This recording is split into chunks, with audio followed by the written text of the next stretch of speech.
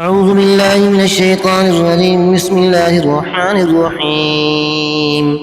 وقال الشيطان لما قضي الأمر إن الله بعدكم بعد الحق وبعدتكم فأخلفتكم وما كان لي عليكم من سلطان إلا أن دعوتكم فاستجبتم لي فلا تلوموني ولوموا أنفسكم ما أنا بمصرخكم وما أنتم بمصرخي إني كفرت بما أشركتمون من قبل إن الظالمين لهم عذاب أليم.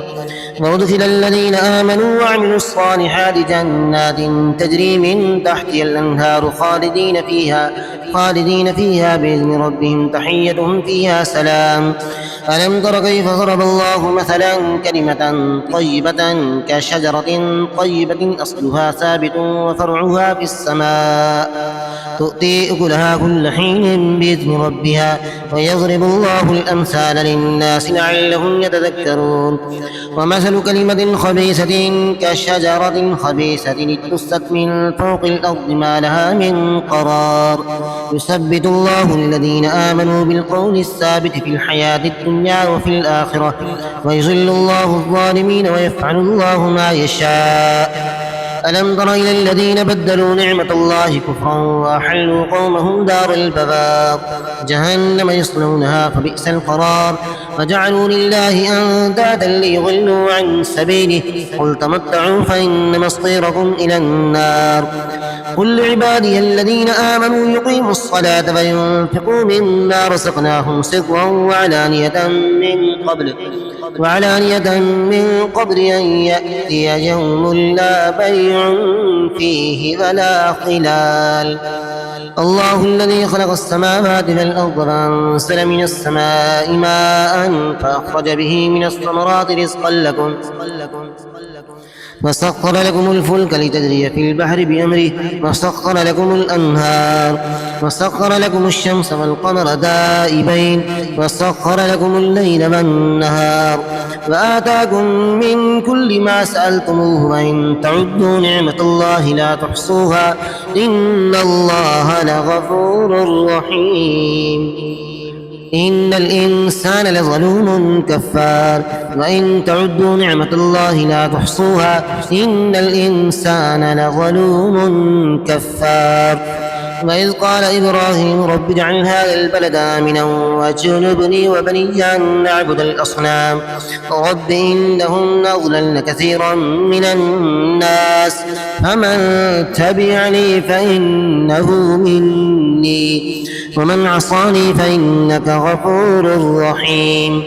ربنا إني أسكنت من ذريتي ببعد غير ذي زرع عند بيتك المحرم ربنا ليقيموا الصلاة فاجعل أفئدة من الناس تهوي إليهم وارزقهم من الثمرات لعلهم يشكرون. ربنا إنك تعلم ما نخفي وما نعلن وما يخفى على الله من شيء في الأرض ولا في السماء.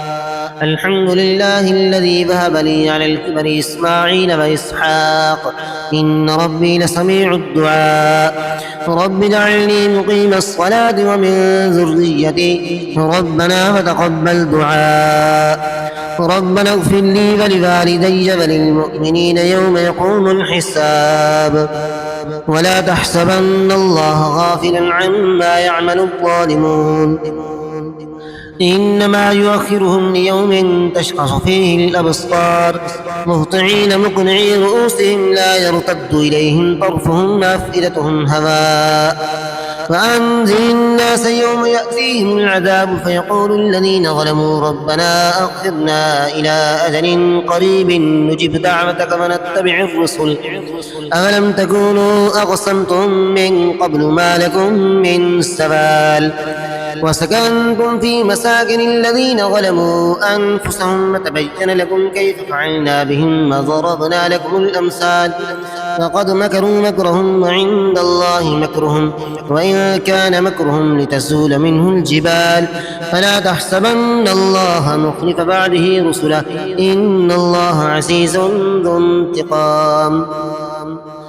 يوم تبدل الأرض غير الأرض والسماوات وبرزوا لله الواحد القهار وترى المجرمين يومئذ مقرنين في الأصفاد سرابيلهم من قطران وتغشى وجوههم النار ليجزي الله كل نفس ما كسبت إن الله سريع الحساب هذا بلاغ للناس فلينذروا به وليعلموا أنما هو إله واحد وليذكر أولو الألباب